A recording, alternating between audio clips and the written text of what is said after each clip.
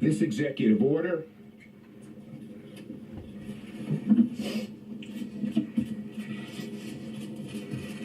was mean-spirited and un-American. Isn't it great how so many Americans suddenly like Muslims? So spontaneous as well.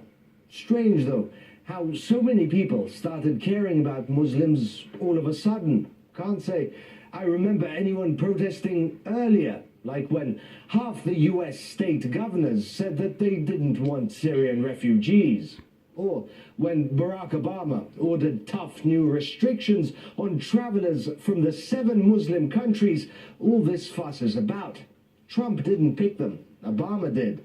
It's also strange how few of these people were concerned about Syrian refugees before now. Out of 11 million people that fled Syria, the US took in less than 2,000 in half a decade. That's 0.01% of the total. Come to think of it, back in 2011, Obama halted all processing of asylum requests by Iraqi refugees for 6 months in the name of security, and no one seemed to mind. This might sound crazy, but it's almost as if the people protesting now don't really care about Muslims. It's almost as if they're just using Muslims as an excuse to protest against Trump.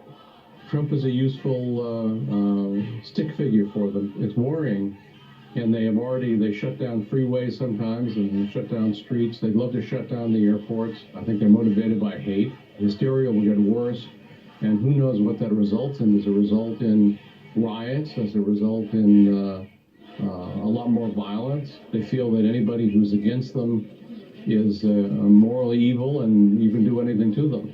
So that's pretty much the view of the far left throughout history. Not good. Okay, the travel restrictions notwithstanding, have you heard about how Trump is silencing everyone? This gag order for people who work at the EPA is also not a solitary case. This appears to be part of a broader gag order initiative that the new administration is pursuing with multiple federal agencies. It's everywhere. The media says Trump is gagging agency after agency, preventing them from speaking out. Here's a little clarification. This is what the Environmental Protection Agency says. A fresh look at public affairs and communications processes is common practice for any new administration, and a short pause in activities allows for this assessment. This is what has happened at the transition of every administration. It's just a pause. A pause so that the new administration can get its bearings. False alarm, right? The fact that the media are so openly one-sided has hurt them, and I would say help Trump. They are purveyors of fake news. The old media are, in fact, worried about their futures. They see their ratings, TV ratings going on, their circulation of their publications going down.